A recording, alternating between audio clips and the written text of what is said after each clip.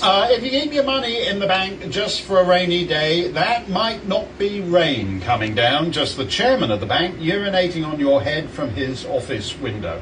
On this show a couple of months back, our pal Leilani Dowding went to her local branch to withdraw a modest sum under 500 quid and was asked by the bank clerk for what purpose she needed the money. Leilani being Leilani, she opened what I believe our American friends call a can of whoop-ass on the clerk.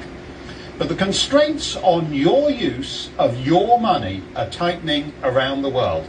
The Dutch government has a new bill proposing to monitor all transactions over 100 euros. That's about 100 quid, or indeed $100.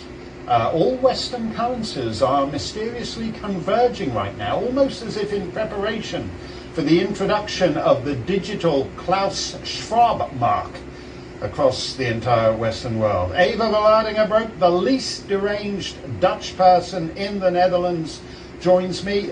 Can this really be true, Eva, that every single transaction over 100 euros is now going to be recorded and monitored by the state? Well, if it's up to our Minister of Finance, Sigrid Kaag, that is exactly what is going to happen. Like you said, she wants to monitor every transaction that we spend. So that is basically everything nowadays. We all know that if you go to the grocery store, you end up buying 2 bags of groceries and that costs you 100 euros. So everything that you are spending your money on will be known then by the banks and will be centralized. This information will be centralized and collected into a database that will be accessible for them and the government, I think up to 5 years later.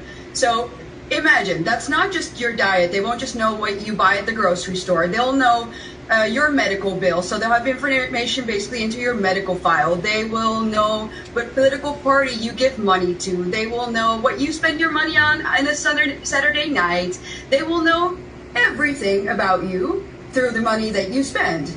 And obviously, you wonder why. Well, our government says we are doing this to combat money launderers. Well, in the society that I live in, I would like to assume that we live in a rule of law, that we have a liberal democracy where the government doesn't treat its own citizens as criminals and that the presumption of innocence exists. Well, this obviously turns that completely around. So there's a presumption of guilt. You are treated as a criminal, and only if the government sees that you don't behave like a criminal, they will let you go. And that's obviously also the way that they basically guilt trip people into doing this, because people who oppose this, they will say to, well, do you have something to hide?